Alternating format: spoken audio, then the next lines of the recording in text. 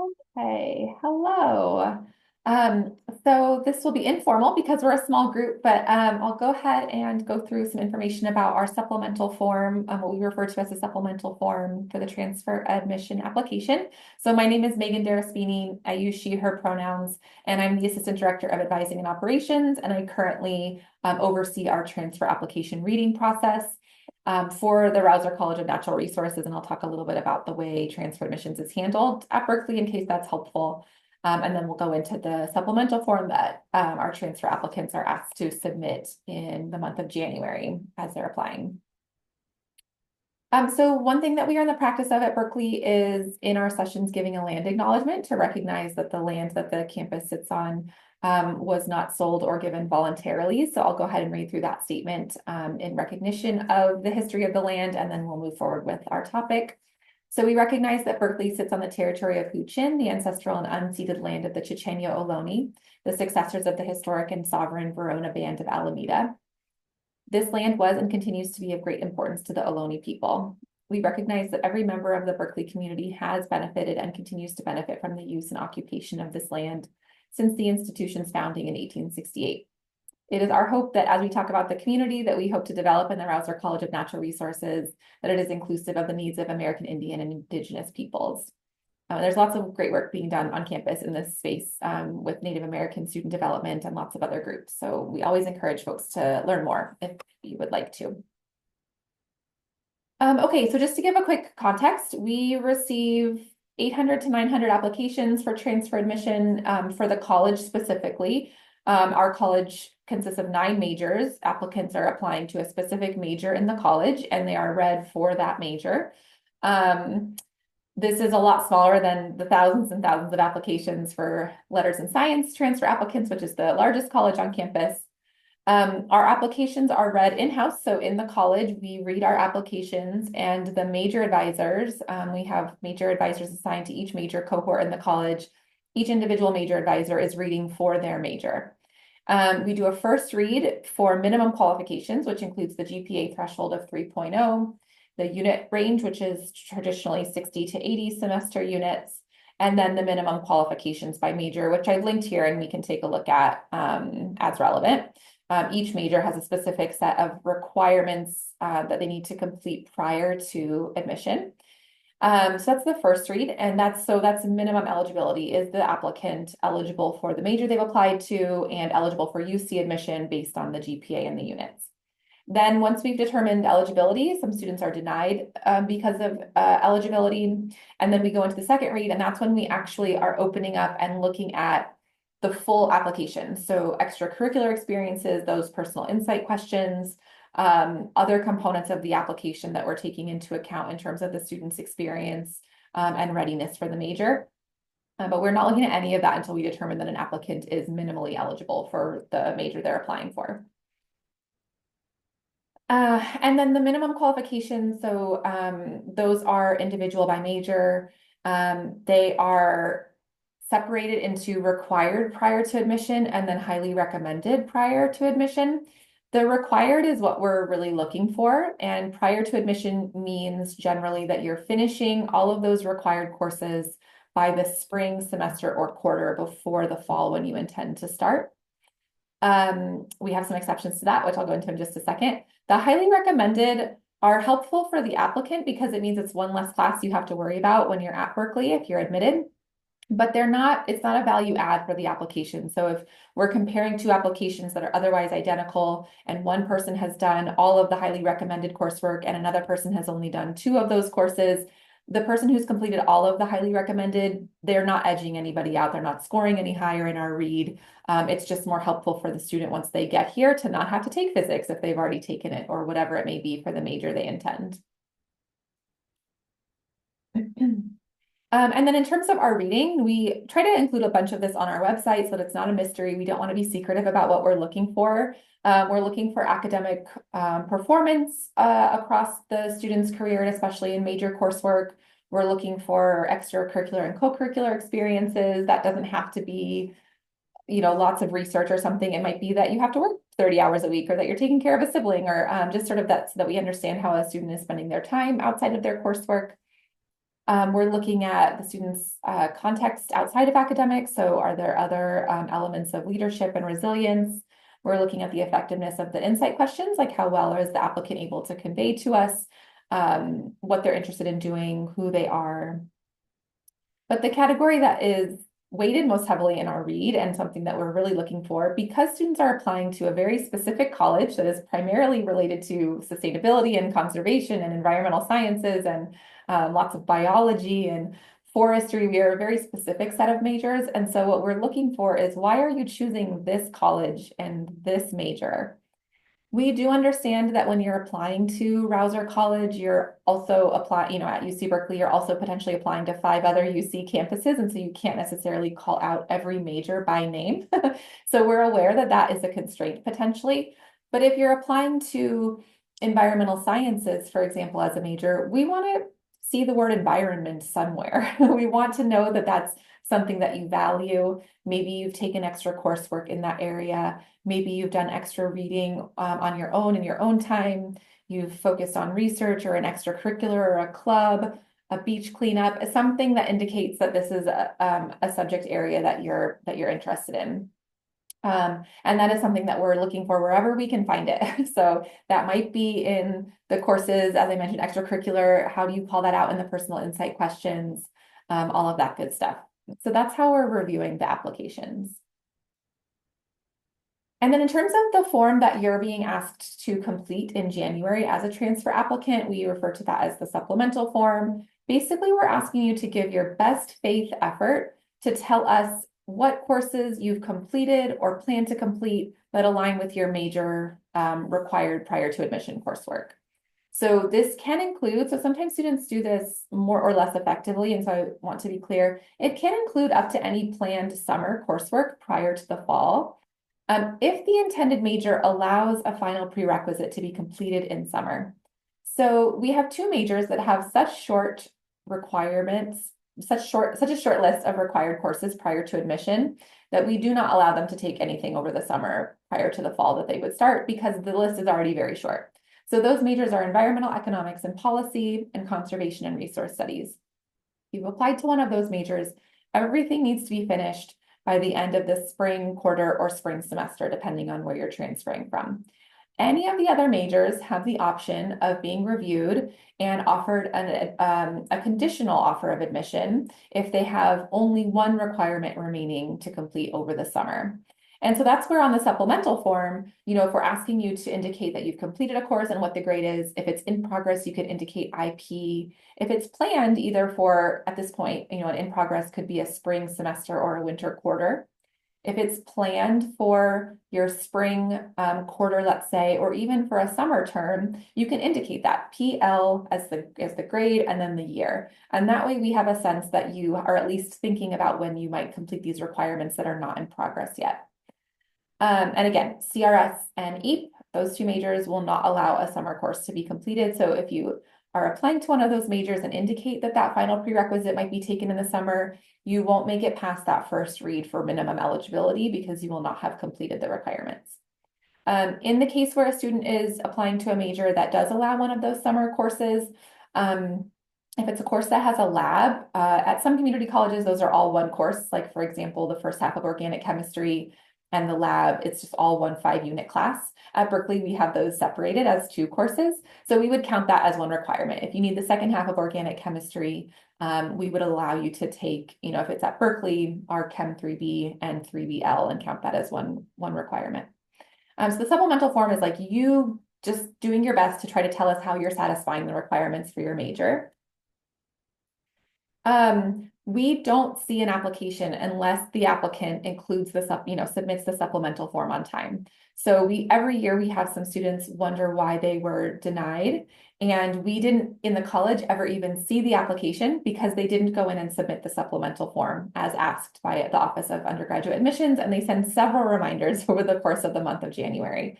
So it doesn't even make it to our college. The Office of Undergraduate Admissions doesn't even send it to us if the supplemental form is not submitted. So it's very important that students take this step. As I mentioned, you can include completed, in progress, and planned coursework. And I say here, give it your best shot. If we see something blank or indicated that it's not completed, we go looking for it. So there sometimes is a lot of anxiety, and I don't blame you. There's a lot of pressure maybe and a lot of stress around applying. And so we get some questions about like, well, how do I write this? How do I write this? And we really appreciate students who check in and ask for clarity.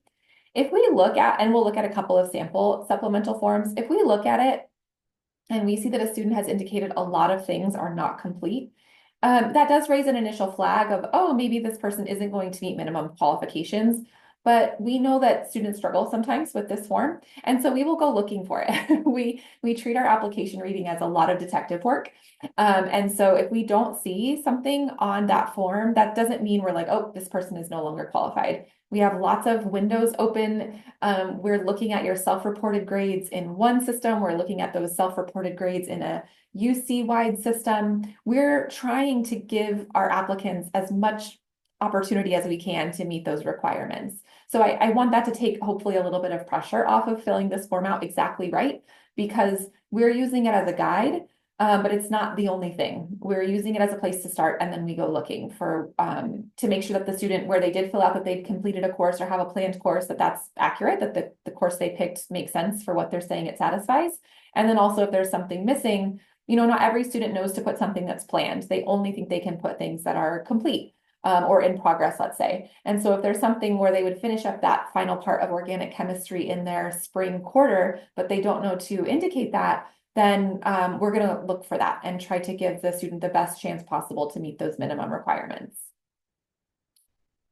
So just as a sample, this is an example of a supplemental form. This is how we see it. So you're looking at those drop-down menus and you're choosing different things to satisfy a particular requirement. Usually there's maybe a test score option, a college course option, I get C or UC reciprocity, depending on where you're transferring from, and then maybe a not completed option. So what that does is this populates a form, and the form looks the same on our end, regardless of the major that you're applying for. So sometimes, so for example, a major that doesn't require chemistry or bio or anything, those sections just are like blank and it looks like the form is hardly filled out, but that's because those are not required for that particular major. So we're not worried about that in that context. For this major, as an example, nutrition and metabolic biology, you can see at the top, the major is indicated. There's not a concentration for this major, so that's not populated there. The first section is always that English R1A and R1B. So those are the 2 semesters of required reading and composition that we're looking for. In this case, the student actually didn't indicate any specific coursework. They indicated that they took an AP English exam and then that they're going to plan on completing UC I Get C, which can satisfy the reading and composition requirement. Sometimes we'll have a student put like one course for the R1A here and then full UC I Get C, or we'll have students put 2 courses, a course for R1A, a course for R1B. Because this person is a nutrition major, they have put in a course for the Nutritional Science 10 course that's required as a transfer student in this major. So they've indicated they're on a quarter system. It's kind of hard to see from that highlighted box, but you see Intro to Nutrition and Food. They're on a quarter system. It's a planned course. They've indicated the university that they're going to take it at, and then the term. So spring, so that means if it's a quarter system, they're not in progress yet with that. They're still doing their winter quarter. You can also see that this person would be transferring from an institution that is not a California community college, which is where most of our applicants come from. And so that requires some other course evaluation on our side. Whereas students applying from California community colleges, we have Assist, which is the system where we can pretty easily check if a student has done the coursework required. Now, this student has some red flags on this supplemental form, and if I'm a reader, I'm thinking, I'm not totally sure that they've done the things we need them to do. And those include that the chemistry section is entirely blank. They've said not completed for all of those options. And so, it's sometimes the case that a student may not know that they're supposed to put a particular course here, but because chemistry potentially for nutrition is like a 2-year commitment as a prerequisite, a set of prerequisites, if they haven't indicated anything here indicating that they haven't completed it, I'm not thinking I will probably find chemistry on their self-reported grades, in which case they would not be minimally eligible. Looking down, they've indicated a couple of biology courses. So you can see for requirement 1, requirement 2, they've indicated CL course, and then they've given their best guess at what they've taken that might equal our particular requirement. In this case, it's a general biology requirement and then also an anatomy or a physiology requirement. So this one, the microbiome may not quite be right, but the physiology could potentially align. We also, for this major, have 2 semesters of calculus, so usually a full year of calculus and a semester of statistics required. And the student has also indicated not completed for all of that. So that's another red flag as a reader where I'm like, I don't know that I'm going to find what I need.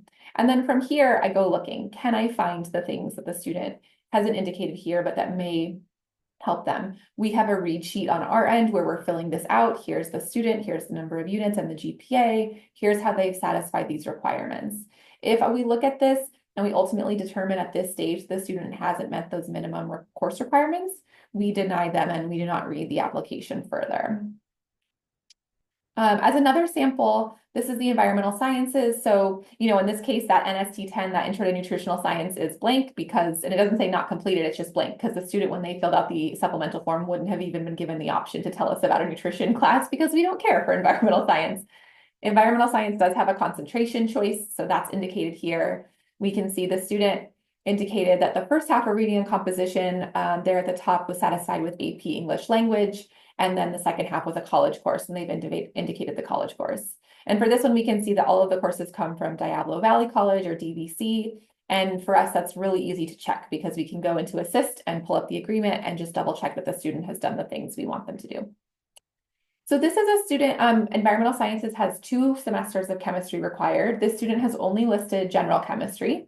And so this is one where I'm thinking, oh, either they haven't included that they're taking organic chemistry, although given that it's a semester system and it's spring 2024, they might be in it in spring 25 and didn't know that they could put that it's in progress.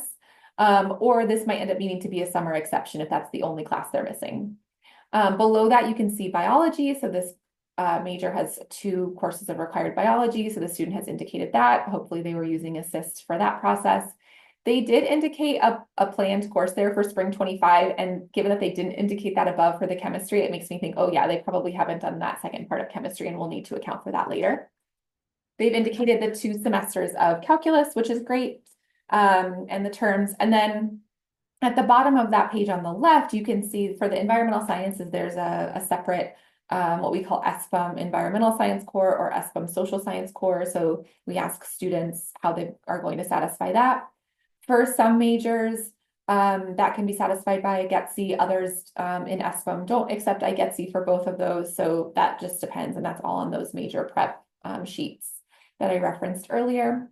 And then on the right is the sort of second page of the supplemental form that we see, as you have the option to enter any additional coursework. If it's not specifically tied to one of those other major requirements, it may not be as relevant. In this case, the student is entering a bunch of breadth coursework, which can be helpful for us because even if it's not required prior to transfer, if it's recommended, we would still indicate that on our read sheet. Oh, the student has made some significant progress on these other courses. That will help with our program planning when they get here. So you can do that. A lot of students won't submit additional coursework because if it's not a specific major requirement, it's not necessary for our application read. And then there is a comments section. This can, this person used the comment section to indicate that they'll complete full IGETC. That needs to be UC IGETC. It's transitioning to CalGETC soon. So, they're indicating I'm going to have IGETC. And so wherever that might help me, let me use it essentially. And that's where anywhere IGETC can satisfy a requirement prior to admission, we will use that. But then we require that the student, as a part of their conditions, if they're offered admission, they have to prove that they've completed IGETC so that we know that those requirements have been met. Some students will use the comment section to tell us that their community college doesn't offer a particular prerequisite or is limited on when those prerequisites are offered, or that they struggled in a particular semester and that's why they earned a particular grade, or that they had to repeat a course because of one reason or another, that they split enrollment because the series wasn't available at their home community college, so they needed to go to another one in the district or something. So that can be helpful. If you think about all the different spaces on an application where you can tell us about yourself, you could use the comment section. It's got a lot of characters. I think you can put a fair amount of information in there. You can use that to tell us anything else that you think we might need to know about your application, something that maybe doesn't quite line up, a place that you struggled, something that you're going to complete. if there's another course that you weren't able to enter that really has to do with your major that you want to make sure we know about, you can toss it in there. So you can use that as you would like. We really do treat it as detective work. We're going to look for whatever we can to help support you through the supplemental read. Oh, okay, so that's it. So that's sort of broadly how we use the supplemental form on our end. I will go ahead and stop the recording and take questions if you have them. And then otherwise I can end with contact information for our office in case you're filling it out and you're not totally sure what you're doing as you're wrapping that up. So let me go ahead and stop the recording.